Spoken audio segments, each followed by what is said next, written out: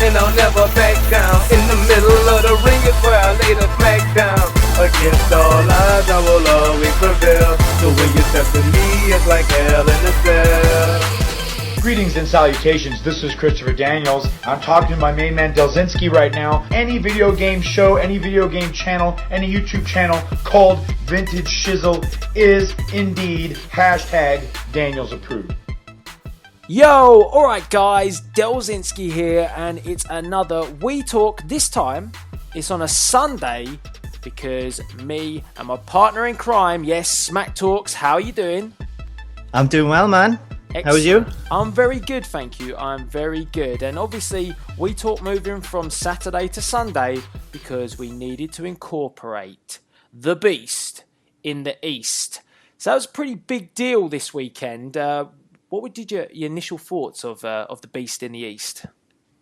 I thought it was an awesome show. It was completely different. Like getting up so early to watch a wrestling show when you're so used to like being up so late. So it felt like really different. It had a different feel to it. And like the matches themselves, being in Japan, the commentators, everything just felt so different to what we used to. Yeah, I mean, for us in the UK, it was like, I think it was it around about 9:30, 10:30 kickoff? 10:30 kicked off, yeah. Yeah, so like for us, it was quite different, you know, having to not stay up till like 3 a.m. to watch something, whereas with the Americans, it was a lot more difficult. But it was a really good show, and we're going to be talking about that in detail today. And in addition to that as well, we're going to be talking about TNA, the King of the Mountain, because that's the match that we talked about a week ago on We Talk and what was going to go down. And I was completely shocked by the fact that Jeff Jarrett was going to actually, well, somebody was going to leave as the King of the Mountain champion, and how that was going to work out, I didn't know. But we know now that Jeff Jarrett was victorious. Jeff Jarrett is the King of the Mountain. He has the King of the Mountain belt. What does that belt mean? What other developments are going on with TNA? There's loads to talk about. So we're going to talk about that as well. We're going to touch on Monday Night Raw, The Rock returning, lots of stuff. And it feels like this week's been it feels like a long week because I'm trying to cast my mind back to Slammiversary now, and it feels like months ago, but it was only, last week. Well, it was only last week. We can go back further as well. We can incorporate last Saturday in Famniversary. We can, yeah, we can. Do you really want to talk about that? Well, I think it was like a great show. I think people should definitely check that out if they haven't seen it. You should definitely go and check out Famniversary. I'll leave a link in the description box below, and you can check out how awesome I was on that show. So good. Yeah, it was very good, and it was definitely worth a watch. So if you haven't seen it, go check it out. And you've done quite well for yourself. I did. I put in a good showing. It made a change, especially after the Beat the Clock. I don't know what happened there. That like if you watch that match, I'm sure there's a bit of lag at the end. No, there's no lag. You just got. No, I'm sure there was. Just got dropped, basically. Like I said, I backed it up. I talked the smack last week, and then I smacked the talks out of you in the match. You backed it up? What happened to the FIFA match? Didn't you back out of that? Well, we'll make sure we get that in as well. I can't, obviously, beat you at too many games at once. You've got to give it some breathing space. Don't get carried away, yeah? Yeah, so, you don't want to overdo it, Paul, too much, because we don't want too many losses in succession. The impossible only happens every so often, so don't get too carried away. Well, just drop me back down to reality this week. So let's talk about the first talking point on this week's We Talk. We're going to be talking about the King of the Mountain match, and we're going to talk about Slammiversary. So initial thoughts of that show? I mean, you said that the Beast in the East was pretty good. What was your thoughts of TNA Slammiversary as a show? Was it up to expectation, considering that TNA took out the World Championship match that wasn't on the show? That was something that was a bit disappointing, to be honest with you. But did they manage to redeem themselves in any way? They did, kind of, yeah. Like, I had to look at it, like, not so much as a traditional pay-per-view, if that makes sense. Because the match card wasn't really what you would expect. That actually come on Impact. And like the build that is bell to bell being a kind of special event, I guess you could say. So that was, to me, the true pay-per-view, even though the pay-per-view itself that you're paying for wasn't. But it still lived up to it. I thought the matches themselves were great matches.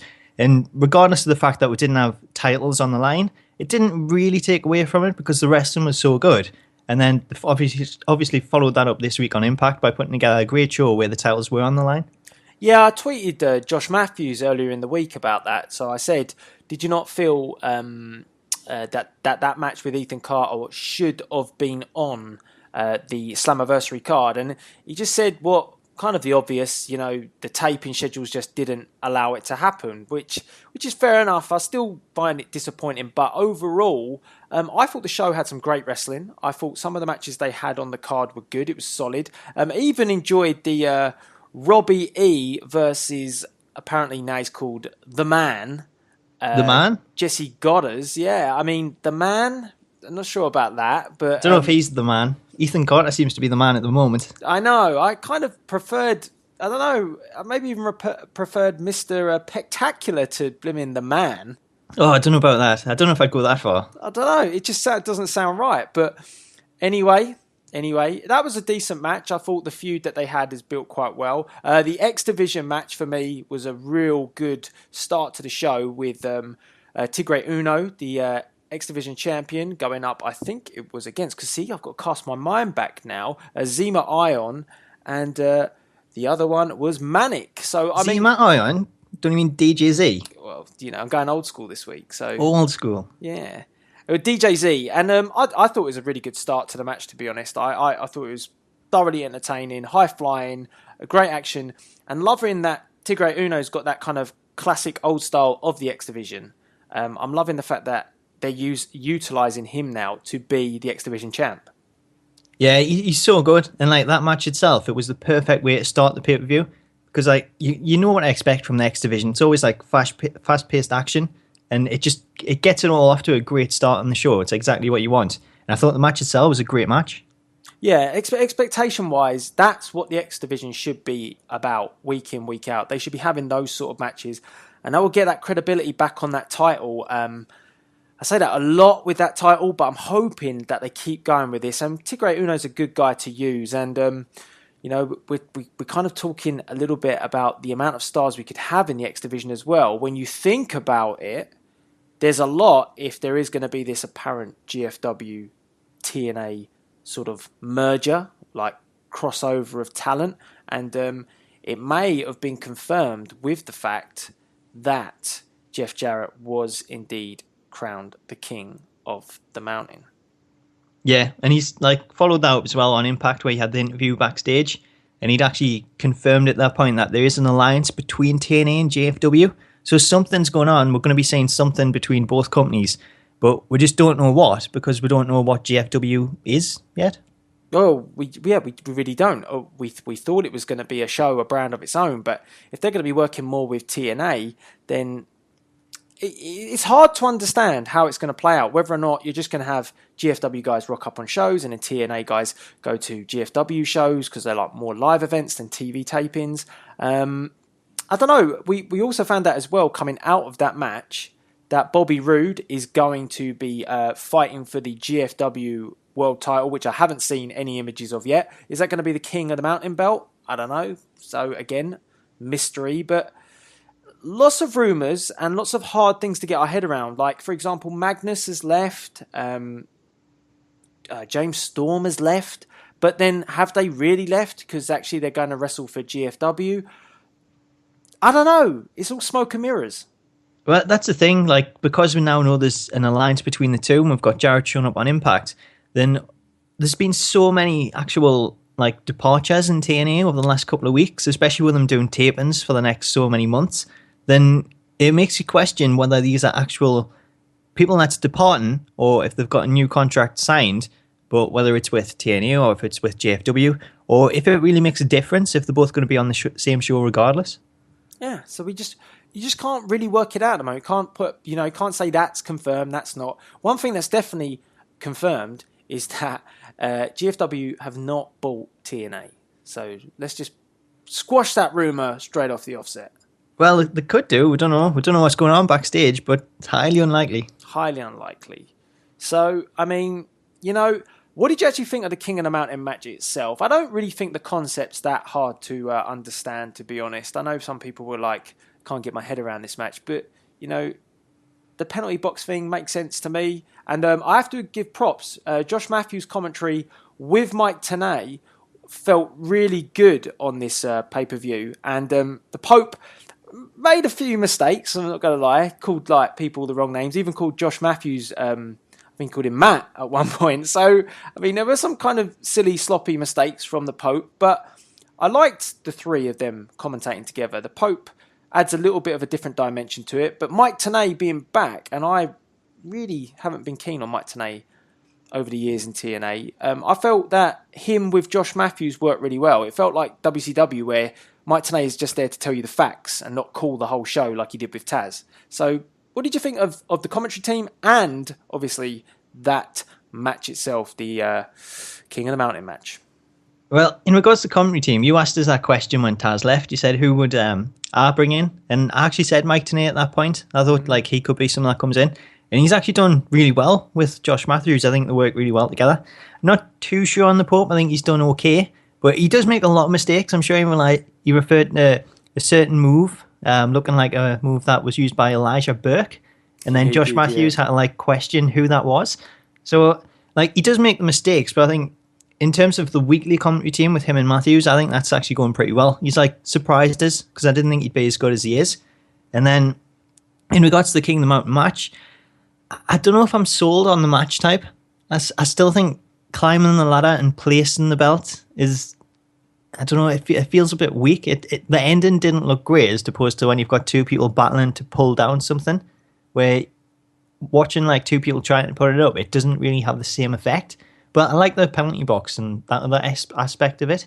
It's just the whole finish of putting the belt up there. I think I prefer your typical ladder match where you're trying to pull it down. You've got people hanging on the belt, and I think there's so many more things you can do. I think you're a bit limited when you're putting the belt up there.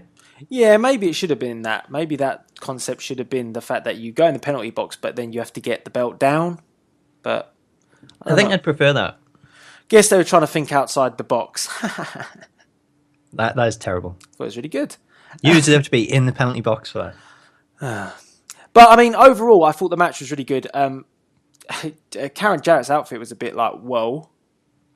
She looked good, didn't she? She did. Crikey. I just didn't see that coming. I didn't see any of that coming. It took us by surprise. She looked stunning. Yeah, it was. I thought what it did, that match, was it drew a lot of interest to TNA and had a lot of eyes on it. And letting Jarrett win was something that I didn't really want them to do. But it was kind of obvious, though. Like, going into it, you knew he was going to win it.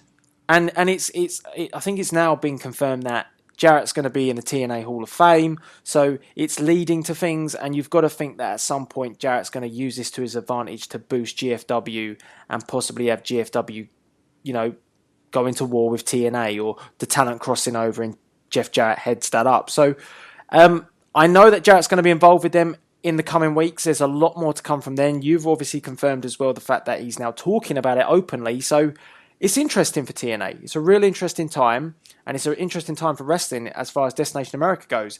All they've got to do now is incorporate Ring of Honor in there.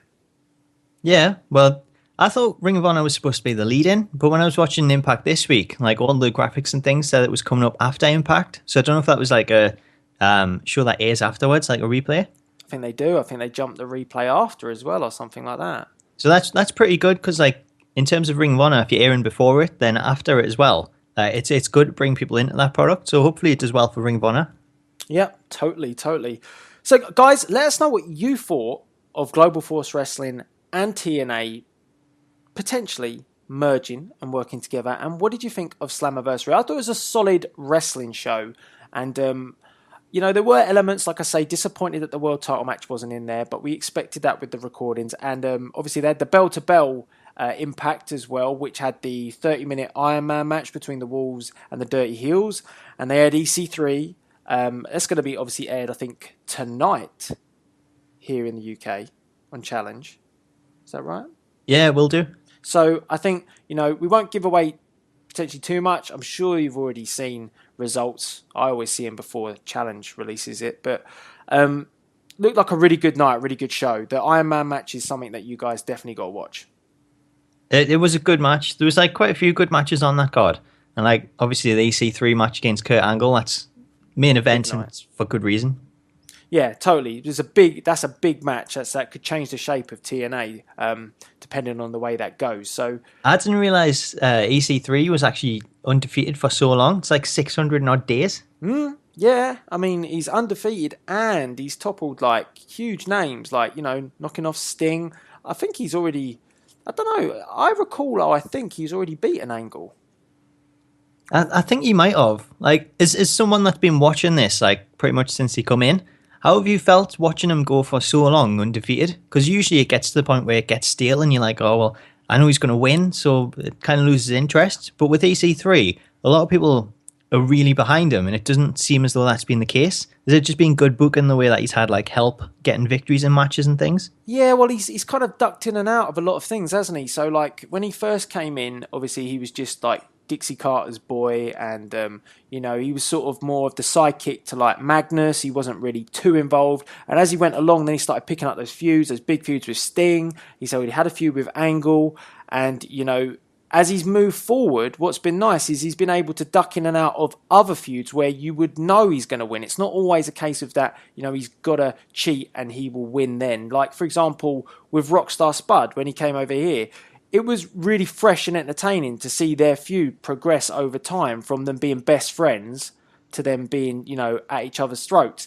And that took up a long period of time.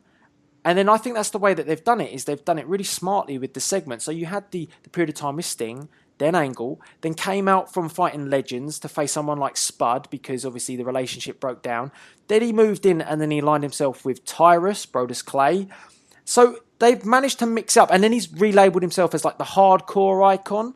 And it's like the way that they've done it with Ethan Carter is just, they've kept it fresh all the time. Any feud he's gone into, he's managed to re-innovate the scenario. It's not just been a case of I'm undefeated, like Goldberg, 10-0, 11-0, It's not like that.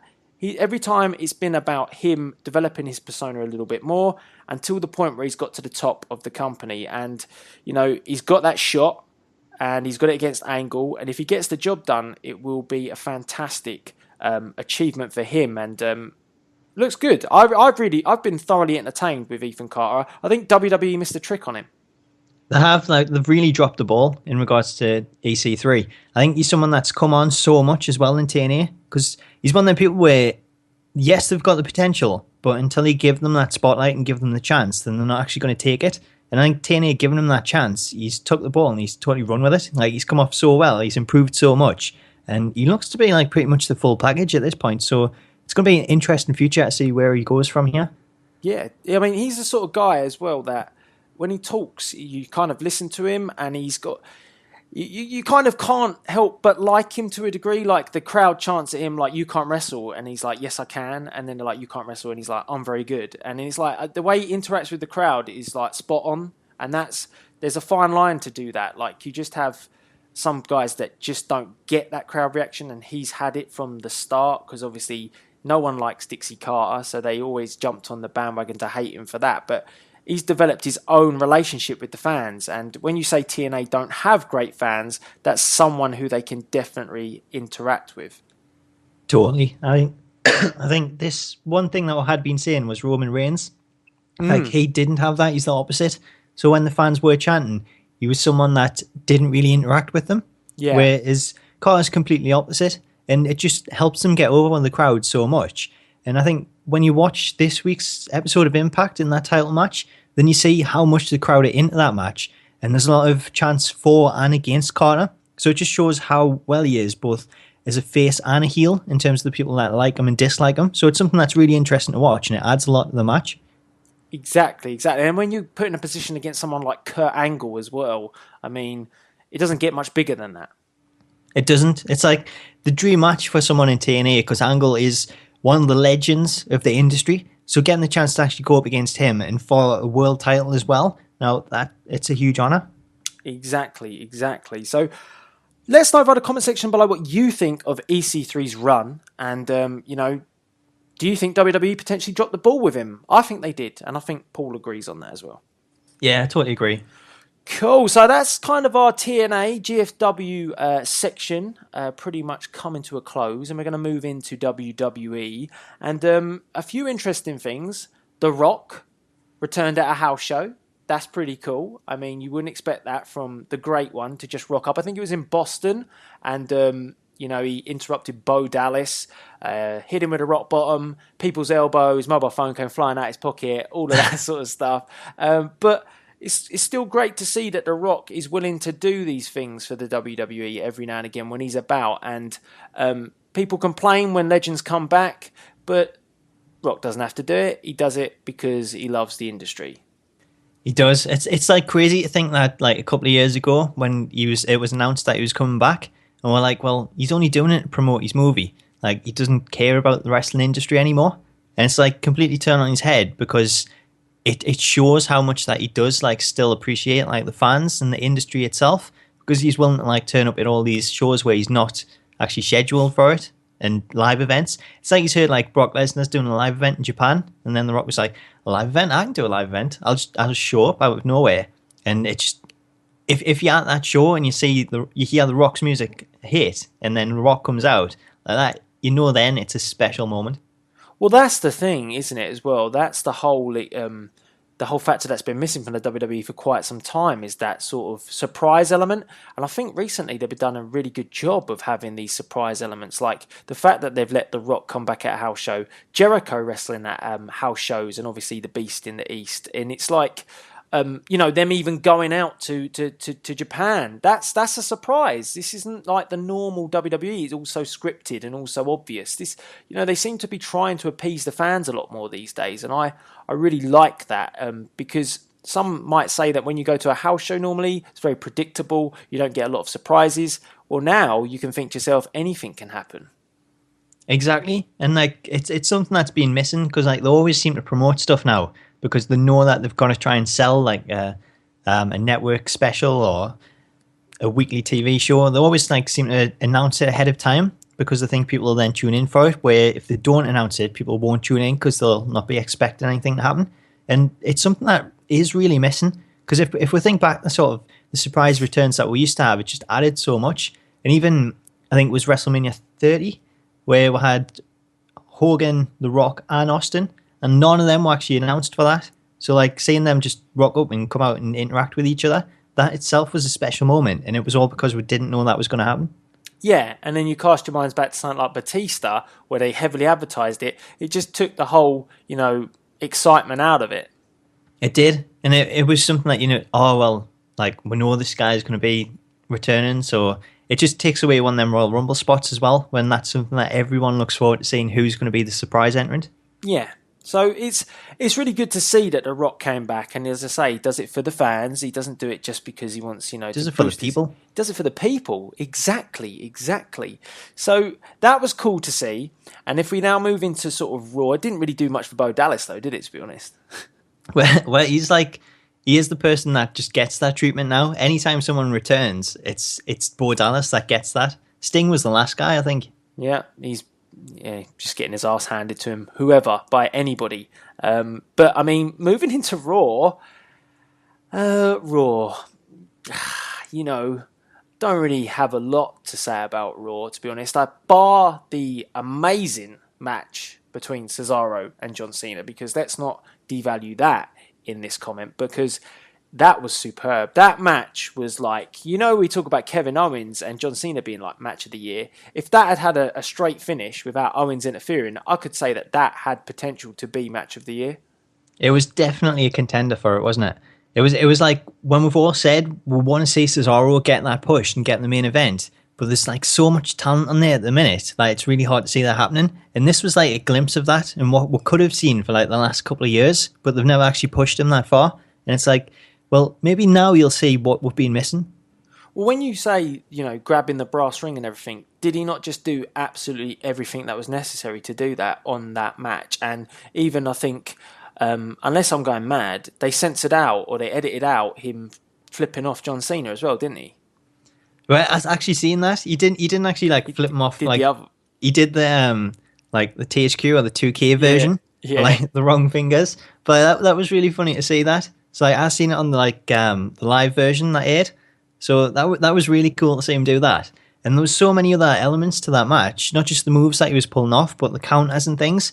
Because like someone the size of Cesaro when you see Neville taking an A and he counters it and lands on his feet, you kind of think, well, that's amazing to see. But then when you see someone the size of Cesaro actually able to do that as well, it's just a breathtaking moment. Well, that was it, and it wasn't. It was like he was countering everything. He was getting out the AAs, and then he was nailing them with the European uppercuts. The catapult uppercut was just like brutal. John Cena just got wiped out, and then Cena again. Once you can't take any sort of credit away from John Cena. His effort was phenomenal as well. The fact that he's kind of trying to do that. I don't know what you want to call it. Flip power bomb or the sunset flip. Yeah, sunset flip. It still doesn't look quite right, but it still looks kind of impressive. It's just the time it takes to kind of set it up. That's like what slows it down. And it does look awkward, but it's good to see him bringing their moves in, not just on pay-per-views now, but on weekly shows. It just adds so much when he's bringing in all these different moves. And I have to say, this week I actually like the springboard stunner, because like Cesaro sent him with a catapult into the ropes, and then he come off that and hit the stunner on him. And I thought actually that looked good. It was one of probably the best one that I've actually seen. So I thought that was really well done for a change. Yeah, there were so many great spots in it. It was a bit of a spot fest in a way, but even Cesaro with the big swing into the sharpshooter as well. It was just a nice touch to like sort of give a bit of a nod to Tyson Kidd as well. Yeah, totally. That was a good moment.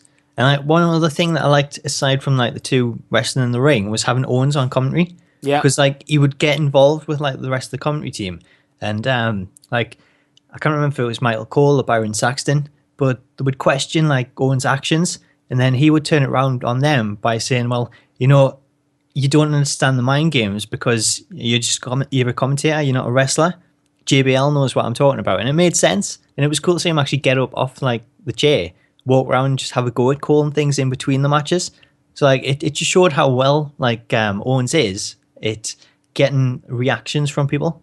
Yeah, and it was also pretty awesome as well, the fact that he was talking about Cesaro and relating to Cesaro during the match, like at the points where you think John Cena would stay down, he keeps kicking out too, and then he was like, you know, I can totally feel what Cesaro's feeling at the moment in the match, but I think he said something like he has the counter to still beat him, and it was good. It made the match, you know, tie in with what Cena's working towards with Owens.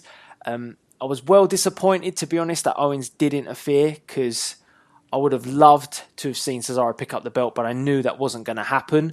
But it's got to be a case that Cesaro, if he can keep having matches like this, and I don't think there's any question now that he's got a personality, he's got a character, so you can't tell me that you're just not, you know, this guy's lost by the wayside now. He's there. You just got to push him.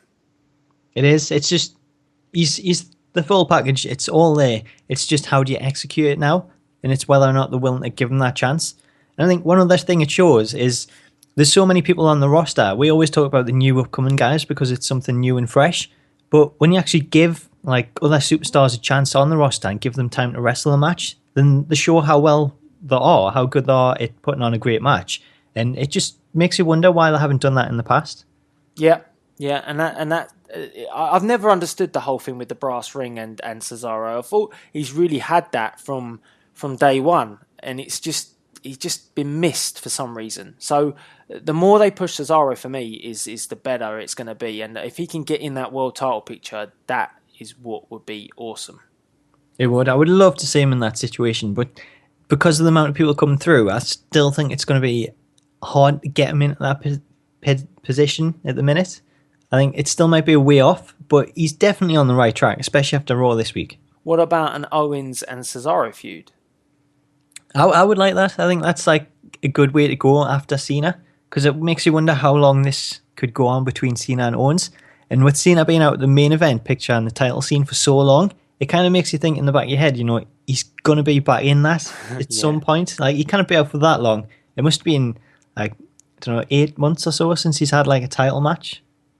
Yeah, but I think he's relishing the opportunity of what he's doing at the moment. So as long as he's happy to do that, then it shouldn't be a big deal. I mean, I think so, but what I mean is if he loses the title, then it takes away the whole open challenge thing. And it's like, well, you need to put him in a program, and then it's got to be something that's good and new for him. Otherwise, he's going to sort of get to the point where he wants to switch around and go back to the title thing. That's true. Yeah, it was going to be interesting to see who his next feud would be against, because I am going to say that I think Owens will capture that United States Championship. I think you will. I think you'll win the title and we'll get a rematch. And then I think at that point they might switch around. So we could see Cesaro come in and challenge for the title that he should have won, that Owens cost him. But then it's where does Cena go? Triple threats between them would be good. It would. That'd be like a really good 3 people to put into the mix. I think that'd work out really well. And what did you think this week of Lana, Dolph Ziggler, and obviously my favourite, Rusev? What did you think of... And Summer Rae. And Summer Rae, yeah. So we've got to force them now. We have, and I don't really know why, because why would Rusev ever want to go near Summer Rae? It's like all the things he hates rolled into one. Well, that's everything that he's been saying about these American girls, and now all of a sudden he's aligned himself with one. So it doesn't make a lot of sense. It was funny though. You got to admit his whole facial expressions once again this week. It's always funny. Where he was climbing out the ring and she was having a go at Lana, and he's like just going, "Come on!" He's just trying to get her attention. He just looked like an idiot again, and it just makes me laugh every single week. The Rusev face. It's your favourite part of the show, isn't it? It is. And what did you think of the segment? I mean, you pointed out earlier to me a few key points that went down during that promo. So do you want to clue up the Wii Talkers?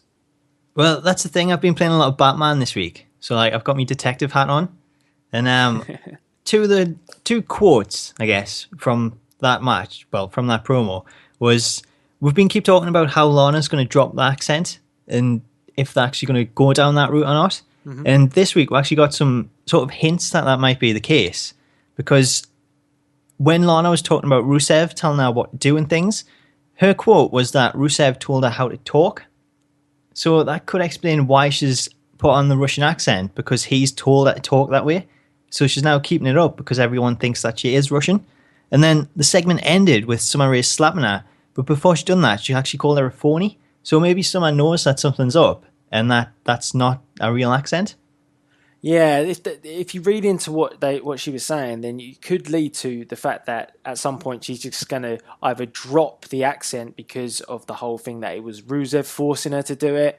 And in a way, that kind of gets WWE out of jail. I think they maybe done quite a good job there. But it'd be interesting to see what Dolph Ziggler's reaction would be with all of that, whether or not he trusts her anymore, because he obviously thinks that she's Russian. So...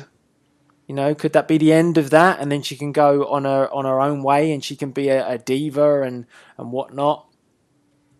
Could be the good opening for it to happen. It could be. It could lead to that. I still don't know if I want to see her wrestling though. I know there was, I don't know if it was an interview or something with her this week where she was asked the question if we would see her in the ring, and she did actually get physical with Summer in the ring, like for the first time really.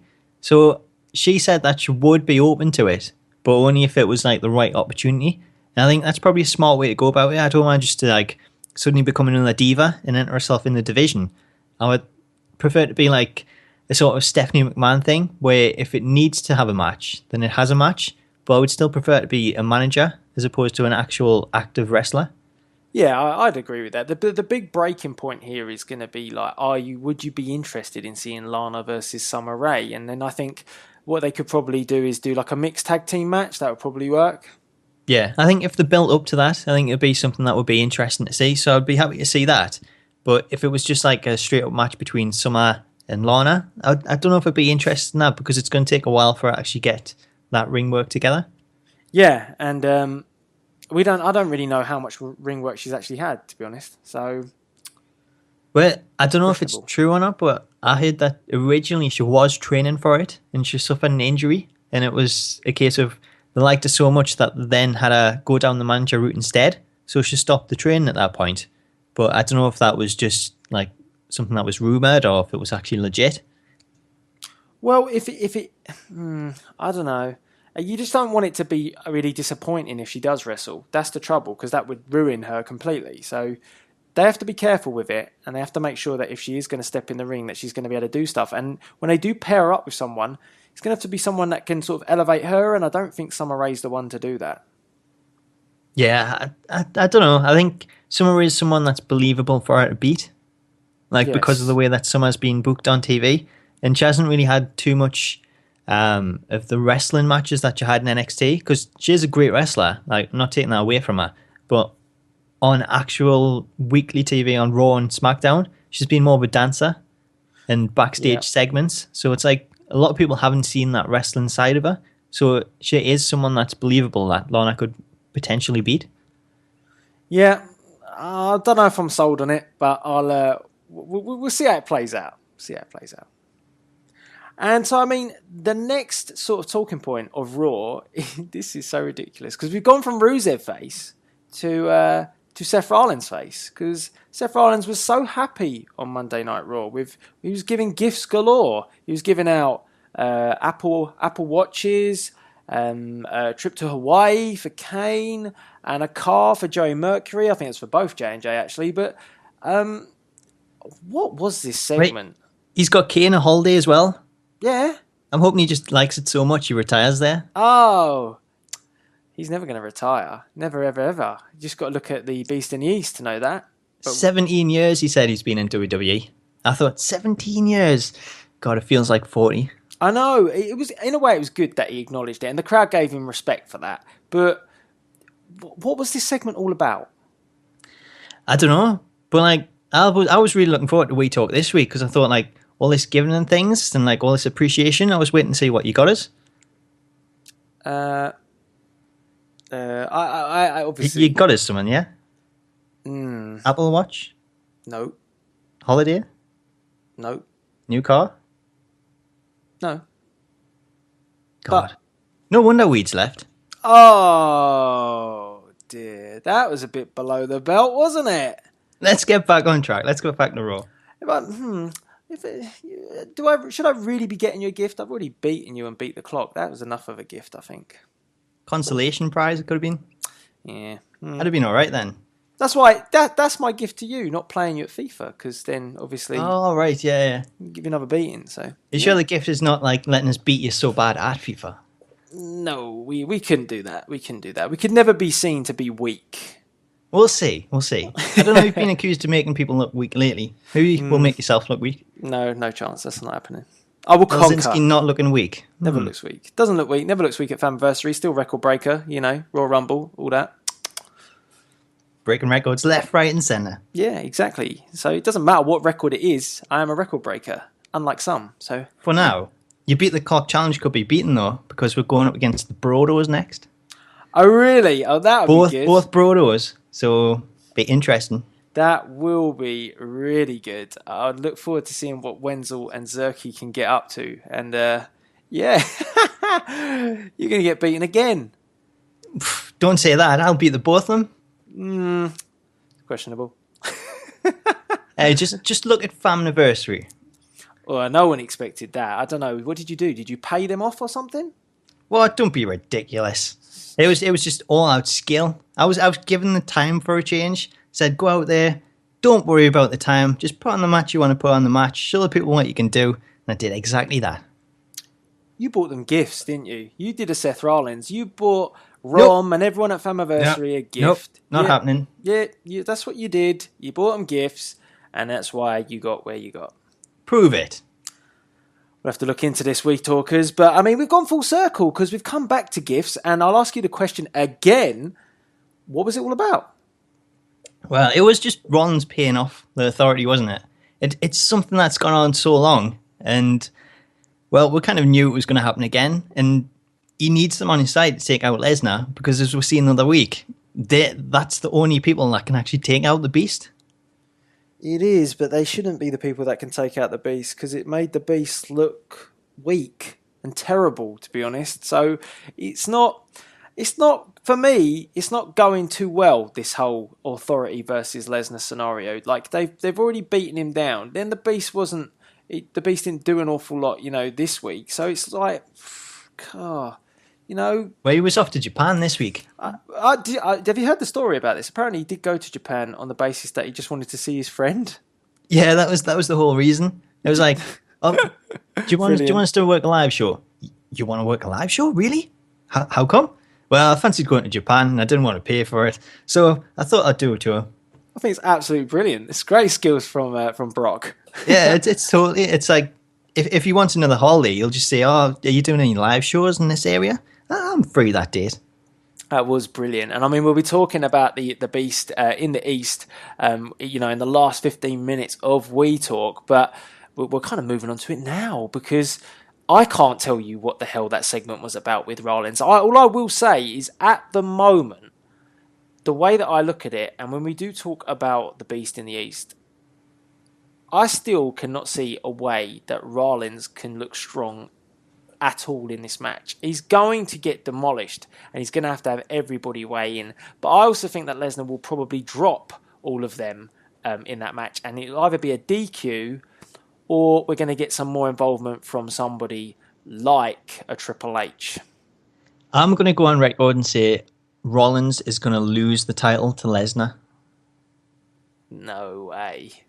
Well, we've got Battleground and then SummerSlam. And SummerSlam is when Triple H becomes active again. So I wouldn't be surprised to see Rollins and Triple H, something happen between them over the next couple of weeks. Lesnar win the title, and he can go on and feud against someone else. And then we'll get Triple H and Rollins at SummerSlam. I'll tell you what, the factor that could be a major factor in that match is the Sheamus factor, because Sheamus ain't going to want to face Lesnar. That's a good point. To me, it would be career suicide for Sheamus to want to see Brock Lesnar pick up the championship and then him have to cash in on Brock. So I think that Sheamus could be the guy to stop Lesnar just on the basis that he knows that Rollins is the easier option. That would make sense. So I could probably see that. And what do you think long-term, though, for Sheamus? Do you think he would align himself with the Authority and look to take out Seth? Because something looks to be happening between the Authority. There's been like quite a bit of cracks between them that they're kind of papering up now. And it's usually when they paper them up, then it tends to explode. Yeah, they keep hinting that, it's going to be Triple H and Rollins at some point. So yeah, potentially someone like Sheamus could become that guy. I still think Kevin Owens has got a good chance of being that guy, the way that they put him over. So, do you not think Lesnar could be the guy, though? I hope not. I don't think so. I think they want him to be face. Although he wasn't exactly face at the Beast in the East, to be honest. So, we'll see. We'll see. And I think it kind of brings us on nicely to the Beast in the East, which, was WWE going over to Japan and for a live show.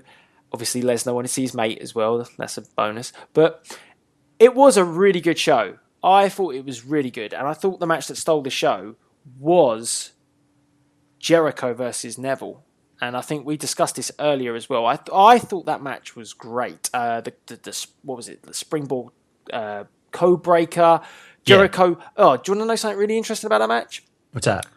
Michael Cole actually calling the correct moves for Jericho submissions. So when he did the Walls of Jericho, he called it the Walls of Jericho, and then at the end he put him in the Lion Tamer. So it's one of those things that's really been a pet hate for me, is that Jericho adjusted the Lion Tamer to become like a Boston Crab, which is the Walls of Jericho. Yeah. And I don't think there's a lot of acknowledgement, and he rarely ever uses the Lion Tamer these days. It's always the Walls of Jericho. But it's two different moves, and finally it looks like somebody picked up on it and was like, that's the Lion Tamer. And for me, that was like the highlight for me of like commentary genius, which we saw, because it felt so much better, the commentary team. And I know we're going to talk about that as well, but Michael Cole called the match like perfectly.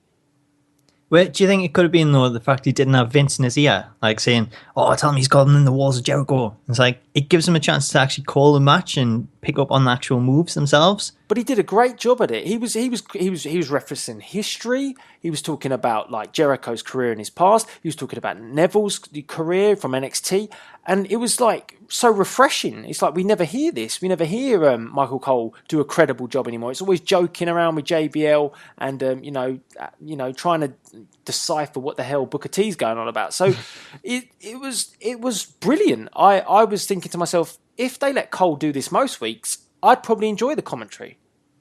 Yeah, absolutely. It added so much when actually talking about the match, because it keeps you interested in the match itself. It doesn't like you hear them going on about the app or the network and you kind of drown out at that point. But actually hearing them calling the match and just straight up calling the match, it just keeps the focus on it and it adds so much to it. And it's something that I would love to see like more often. But on weekly TV, they've got so much to promote, then you kind of see why they're doing that. But it just shows you how good a commentator Michael Cole is, and he doesn't get the credit for it because of largely what he's being told to do. But it was also kind of cool to see him bring up other promotions and things, because he brought up like Lesnar's reign as the IWGP champion. So it was just completely refreshing to see that sort of side of the commentary team. No, it was brilliant, and it complemented the matches, and that's what a commentator should do, and he did it perfectly. With the Jericho Neville match, Jericho, I'm going to say it. He looked a little bit out of shape, but he never skipped a beat. He went toe to toe with Neville, and he stood the test of time with him, because every time Neville went for something, Jericho was just as quick off the spot, quick off the mark, and it was great. But it really was. It was like, you remind me why he's the best in the world at what he does, because he had counters for everything, and it was like that was like the definition of the new guy, like the rookie, going up against someone that's experienced and knows all these like tricks, dirty tactics and things. So it balanced it out really well, and it showed for a change actually Jericho like having that great match and going over. But it was more the heel Jericho. It wasn't like the face Jericho pandering to the crowd. It was like the Jericho that was like, I'm going to wrestle tonight. I'm going to remind you why I'm the best. And he just got the chance to do that. And he went toe-to-toe with him. And regardless of Neville, his high-flying ability and flying around the ring, his fast pace, he always had something to counter that. And like the code breaker was just such a cool moment. Yeah, and the way as well, what I liked about Jericho was he did feel like he was like heel in that match, but the crowd were like loving Jericho. They were like well behind him, and it was even great at the end. Like, I didn't expect him to get the win, did you? I didn't. Like, ever since he come back, like the last couple of times, he seems to lose every single match. So I kind of expected they would give Neville the win and just like give him some credibility by beating someone that's like highly rated like Jericho. But it totally surprised us when I seen Jericho get the win, because I thought once Neville went up top again, he was going to hit the red arrow. But seeing Jericho get the knees up and counter it and then go on to win the match, I just thought like it was so deserving of Jericho. I think like it's something that he really does deserve after he's given so much back over the last couple of years. That's the thing. If all live shows were like this, you know, on the network as network specials, then you definitely buy a ticket to the show. It was a great start to what was a really good event. So for me, that sort of stole the show a little bit. But it was my match of the night. Yeah, and I mean, we did have a Divas match. I thought, I'll put this out there, I thought there was a lot of talking. I could hear a lot of the spots. Like, I kind of thought, to be honest, the match was quite good, and they got given quite a lot of time, which was nice. But Nikki Bella wasn't over at all. Nah, she really wasn't, like, not over there. I think Paige was like someone that got like quite a lot of support, and I don't know, I thought the match was good. I think this was the match where someone actually like pointed out on Twitter that you could hear the spots, and as soon as someone does that, then you listen for it. So like, I think I spent the majority of that match listening for it, and it kind of took away from the match. It was an okay match. I wasn't entirely like convinced by the finish with just like the elbow, but it was a decent match. I think the only issue with like the sound was because this was a live event. They didn't have sort of the full-on mic crowds and everything, like the full setup. So that kind of explained that. But even so, they could have at least turned sort of the ring mics down a little bit. Yeah, there's a few things about this match. I thought it was a decent match between the three. Tamina done quite a good job as well. But with Nikki, the crowd really weren't into her, and I think it's on the basis that they don't really understand what she is anymore. Like, she's not really a heel, she's not really a face. She's like, she came out like happy to be with the fans, but it's like, but she's meant to be a heel, isn't she? So it's not. Well, not that really changes working. every week, though, doesn't it? Yeah, it's not good. And then obviously she's going for this longest Divas title reign. Pretty sure she's going to get across the finish line with that. And then she's got this big forearm now where she's like knocking people out with it. And I don't think that's a great move for her. It doesn't really fit in. I'd prefer to just use the rack attack. So I guess they're giving that to her when she faces like the bigger ones like your Taminas but I don't know. That was kind of underwhelming, that finish. It was like boom, and then it was like, oh, it's over. So Yeah, that was my only issue with it. So yeah, I mean, I wasn't too convinced with the overall finish, but it was a decent enough match, and maybe a bit too talking. But then again, it could have been the mics in the ring which were playing that part more than the actual divas. So Going back to Raw, what did you make of Team Bella now that Alicia Fox has aligned herself with them? I don't really like any of that either, to be honest. I don't see the point of it. Do you still think Paige is going to put together a team like of NXT, or do you think it could be Naomi and Tamina? Because they're still kind of mixed in with this. It'll probably be them, but I think she's probably be better off going with an NXT team, because at least it would give us something to get excited about, or like us to think this is new. Are you really going to be excited if she goes and grabs Tamina and starts sorting that out? It's not interesting to me. Well, that's my whole issue with it. I think the route that they're going down, it could be that she brings in Tamina and Naomi. But one of my gripes with that is with Battleground coming up, you would expect that match will take place there. So that's another month that then Nikki keeps the title for.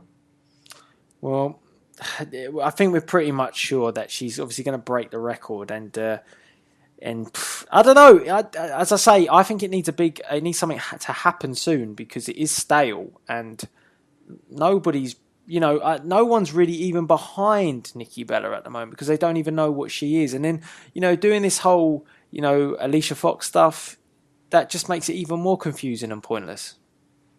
Yeah, I totally agree with that.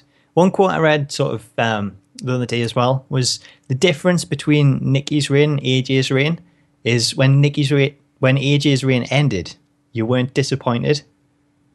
Like, you would have preferred to keep the title. Yeah. Where with Nikki, I think it's going to be the opposite. I think everyone's going to be like so glad that she's actually dropped the title and we're getting something different.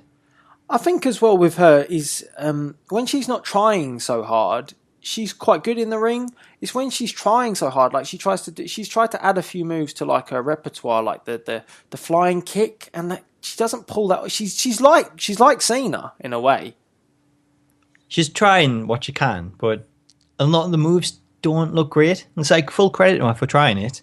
It's great to see that she was willing to do that, but I think they really need to pick some moves that kind of fit. Well, the rack attack's a good move for her, like stuff like that, where she's aggressive, but just like the trouble is you can't see her as aggressive because you don't know whether she's heel or face half the time. So yeah, I think that aggressive side fits in more when she's heel, but when she's a face, it doesn't fit as well. I think she's probably more inclined to just be a heel, but because WWE can't make up their mind, that causes her grief. So they need to really get in there and sort that bit out, definitely. Totally agree. So, moving on, and obviously, we're going to talk about the big one. Let's talk about the big match. Let's talk about Lesnar versus I thought you were going to say tag team match. No. That was the big one, the main event, wasn't it? Well, that was completely bad booking. I don't know who decided to book that. I guess it's because John Cena was in it, and the Tokyo fans seem to quite like John Cena. It's an understatement that they were well behind him. I mean, there was tons of John Cena shirts, and they were doing the John Cena sucks chant, I think, as well. So he definitely generated an atmosphere. But I think that you had to have had the Balor Owens match as the main event here, but. The Beast in the East was pretty damn good, I have to admit. Like, when we first heard about this, Kofi Kingston versus Brock Lesnar, I think it was like, what? What's this all about? But, no one believed it. Nah, but the way they did it was great. I really liked every single bit of this. I know it was kind of, fast and furious and it was done, but the whole thing with Kofi legging it, trying to get away from him, and then trying to catch him with the drop kicks, he just shaking it off. And then he did that, that flip into the German suplex. First time he landed on his feet, second time caught him. And it was great. It was like when you put up these little guys against Lesnar, gives Lesnar a whole new dimension to work off of, because he can throw these guys around and these guys can make some of his moves look even better. So I loved it. I thought it was short and sweet, but it was great. And then I didn't actually expect a run-in from the New Day, because I hadn't heard too much about the rest of the New Day anyway. So when they came out as well, and then he just, obliterated them with F5s, I thought it was really good for the actual storylines with Rollins that he did do that, because you can say, look at what he did to New Day, decimated them. So Storyline, I thought it was very good, the way that they wrapped that up. It was interesting because the crowd were cheering for Kofi for quite a bit of the match, and Lesnar went into his heel look where he was just sort of like, I don't give a shit. But I thought it was brilliant. I thought it was good. It was great. I totally agree with that. I thought it was a really good, fun match. Like, it wasn't too long, it wasn't too short. Like, it was great timing, and all the like little bits in it, the elements, like it just worked so well. Like, it was a strange like opponent when it was first announced, but I can see why they've done it now. And having the New Day come in after the match, I thought they would do during it. I was kind of surprised they didn't, but it got Lesnar back on track after the other week against the Authority by taking out the full New Day. And like the start of it, I thought it's going to be like a case of Lesnar totally murders Kofi at this point. But the way that it started with the German suplex where he countered it, I thought, hang on a sec, maybe like Kofi could pull off like a few like good counters and things, yeah? And we'll like see like another side of Kofi and show off what he can do. Because he is that kind of spot guy. So I was thinking maybe we'll see that. And then one German suplex later and Kofi's dead. And it was like, okay, maybe they're not going down that route. But it was still a great match. It was really fun to watch. Yeah, it was sort of cat and mouse, wasn't it? It was just like, Kofi just had to try and stay away from him. And then once he got caught, he got caught. But yeah, I thought as for like a match, it was fun. It got the crowd going. It was a great way of showing, power versus speed. So yeah, overall impressed. And if I'd been at that show, that would have been something awesome to see because Lesnar don't do house shows. Unless he's got a friend in the area. Yeah, so hopefully he's got a friend in London. So whenever they have a WWE live event, we'll get Lesnar over here. That would be amazing. Fat chance of it happening though. Hopefully he's got a friend in Manchester in November. Yes, that would be awesome.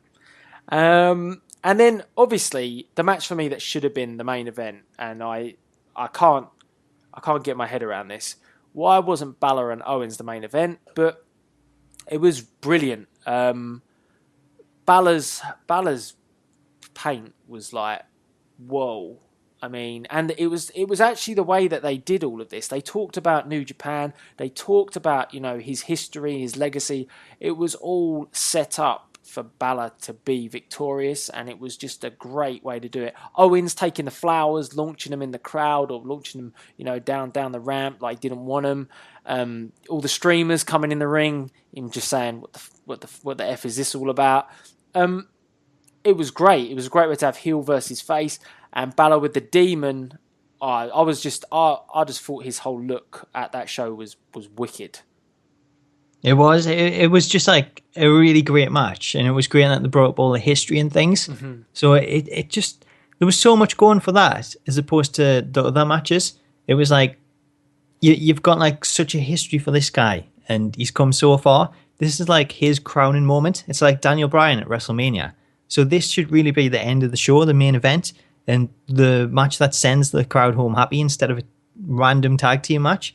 So like it was really cool to see. It was an amazing match, and like I think Owens played up to it really well, saying that he like hates the people and hates the city and everything, and like seeing all the streamers thrown in like at the start of the match. That was just a really cool moment. I'm sure like Bayley was in the crowd. She should just like keep throwing them in there. So like it just added so much to it because it's something that you don't really see like in like on American TV where it's more Japanese culture, and it was just really cool and refreshing to see something different. And then leading into the match itself, which I know I said like Jericho and Neville was my match of the night, but like that was a close second because there was like so many great moments in there. And when Owens kicked out of like the coup de grace and things, it was like, well, hang on, maybe he could actually like pull this off. But like I think in the back of my mind, I knew it was going to be a case of Balor winning it, and it was just a cool moment to see that. And then for all the congratulations to start coming through from like the Bullet Club and people. Yeah, well, that was what was wicked about it. It was like it was his crowning night, and that's why, like you say, he should have closed the show for sure. But nevertheless, these two are just awesome. It's given Owens now the opportunity to move up full time, and it's given Balor to sort of carry on an epic title run, really, because it's almost just handing over the belt to the rightful person that should carry it. I'd point out something that's quite interesting. Hideo Itami watching, not really looking that happy from what I saw, that Balor won the belt. Are we going to see Hideo Itami come back as a heel and feud with Finn Balor? Well, See, when I was watching this and they showed Tommy in the crowd, like everyone stood up and he was sitting down. And then this is like the reason, the reason he was sitting down, he wasn't acknowledging the camera being on him and things, was that he wasn't too happy because it'd been made out that Owens was the guy that attacked Tommy and actually like caused him the injury in the parking lot. Right. Because like Owens was the guy that walked past him like after he was like found to be injured. Yeah. So I thought maybe because you didn't want to really make Owens look weak, then Tommy could potentially get involved and cost Owens the title. So that would have made sense. But then now that Owens looks to be moving up the main roster and Balor's going to win the title and he's going to be defending that on NXT, you think maybe it could be that Balor could have been the one that attacked Itami to like take him out, and Itami knows that he's not too happy with Balor, and that leads to them too. But the only thing with that is it would mean that Balor's then the heel, and I can't see that happening at all. I think what they'll go for with this is that the way that I kind of see it is with Balor, it will be a case of that. If you think about the way that Tokyo pay-per-view, whatever it was, network special was supposed to be, I'm pretty sure it was meant to be originally Kevin Owens versus Hideo Itami, and it was meant to be Jericho versus Balor at that show. I'm pretty sure that's what it was meant to be originally. That would have made a lot of sense. So like, you could be sort of like annoyed at the fact that he's stolen his moment. And that's what I think they will build to. I think that's what it was, because Jericho was supposed to fight Finn Balor at that event, and instead they switched that. They moved that to the night before, and then Jericho faced Neville on that show. So that for me just does it. And then you've got your feud. He can say that he was annoyed that he stole his spot when he should have been wrestling in that match, and he can blame Kevin Owens for the injury, but actually his best friend, kind of sidestepped him and took his opportunity, which kind of hacked him off. So for me, I think they've already got a written feud there, and if you were going to go for like quite a strong feud, then definitely it's worth going with Itami Balor. I don't know where Samoa Joe fits into all of this. I'm not entirely sure. He's just seeing his feud sidestep him left, right, and centre. But it's awesome. NXT's just looking so good, and showcasing it in Tokyo was great. And all of the commentary regarding all of the backgrounds of guys like Finn Balor was what done it for me. It's something WWE don't do often. They don't acknowledge things. They did it all at this event, and if they did this more often, we'd probably give the commentary team a lot more credit than it's got. Absolutely. Like it just adds so much when you've got this commentary team actually focused on the wrestling for a change. Exactly. So guys, I think what's worth doing is you guys letting us know what you thought of the Beast in the East. And I am going to cover that final match, but I think that I want to know from you guys what you thought of Brock and what you thought of Finn Balor capturing the gold. But I was kind of ready to close the show now, just like WWE should have, but we did have one more match. Did you forget all about it? Nearly. How did that happen? Because it shouldn't have been on there. It just for me it was just ridiculous, because it was quite. If I was watching it, obviously, if I was in Tokyo, I'd probably been quite happy because you've got a few more superstars. But watching it on the network, I was just like, it's been a really great moment this to finish things, and then it was like, oh no, we're going to do a match between Ziggler and with Cena, and that doesn't really work for me. And then Kane and King Barrett. It's not even Authority members. It was just such a random tag team match. It was like, who booked this? Like, I'm sure you'll say Teddy Long, like being a tag team match in the main event. He's like the only person in the US that stayed up to watch it. And that was it. It was like, he just felt out of place. So I guess they're giving the nod to Cena because he sold a lot of merch over there. But, wasn't really into this match. Couldn't get into the match because I just felt that the match before it was what should have closed the show. So I'm a bit down on that, but and I don't really see Kane's purpose of being in that match. He's just, again, slowed it all down. It did.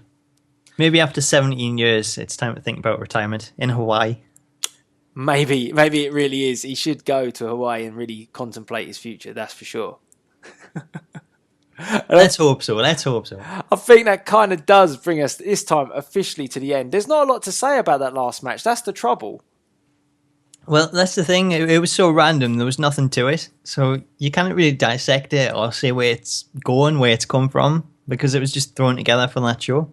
It was like the dark match main event, but they've like accidentally aired it. Yeah, most people were too busy tweeting about Balor being victorious anyway, so it was just like an afterthought to watch this match. Yeah. So, I mean, yeah, that kind of does bring us to the end of We Talk, and we should have really finished on Balor Owens as well, let's be honest. But there's a lot to talk about, so get involved. Let us know your thoughts on the King of the Mountain, Jeff Jarrett, and GFW and TNA. What's going on there? Are we going to see this crossover start happening? Are we going to see an invasion? Maybe, maybe not. What did you think of Raw, those segments? I mean, Seth Rollins and his gifts. What's going down with Lana? And obviously, we want to hear about the Beast in the East. What did you think of this event, this network special? Should WWE do more of these? I think so. I think so. I think maybe we could get a UK event. It's really opened the doors to, like, say, we could get shows from all over the world at this point. Yeah, and if they do that, then for me, if they air it, then it means there's a lot more put into it, because sometimes WWE live events don't have enough in them. And if you're getting surprises like guys like The Rock rocking up, then, you know, it would definitely be worth airing these things on the network. Absolutely. I mean, we'll already get Raw, and that's like really good. But actually getting a special or like a pay-per-view, something like that, it's something we've been waiting for such a long time. Like Capital Carnage. Well, that's the thing. Those weren't like aired live as pay-per-views. Like some of them were Rebellion in the UK, but it was like UK pay-per-view only. So the US never got it, and you knew nothing was going to happen in terms of like a title change. The best one that we ever got was One Night Only, when Sean... did Sean beat Bulldog for the European title? Possibly. Yeah. I can remember him beating him, but I don't know what the event was. And everybody just caned the ring with bottles and stuff because he beat the Bulldog in his hometown. It was that was one to go to. That was amazing.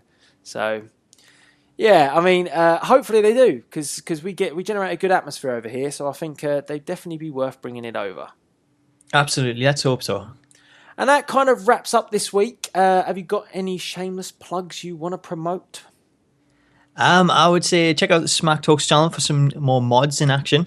We've got a problem with Xbox not actually loading 2K15 because of some 2K license issues. So I'm going to be featuring mods all this week. We had Jeff Hardy go up yesterday, Goldberg today, some more WCW superstars during the week. So make sure to check them out. Yeah, definitely go do that. That's not very good with the Xbox. It's not. It's. I was just starting to get used to Xbox and starting to like Microsoft again, and then go and do something like this. Yeah, that's why I got PS4. PlayStation for life. Yeah, so if you haven't already seen it, then make sure you go check out Saturday Night Main Event. That was yesterday, because it's Sunday. Feels kind of weird, I know, but there you go. So yeah, just make sure you go check out that episode. And I kind of think that brings us to the close. So I guess all that's left to be say is, are you going to catch us later, Paul? Sayonara. Sayonara, really? Well, we're going to Japan, aren't we? I guess so. All right.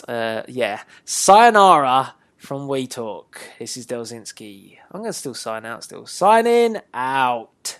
Catch you later.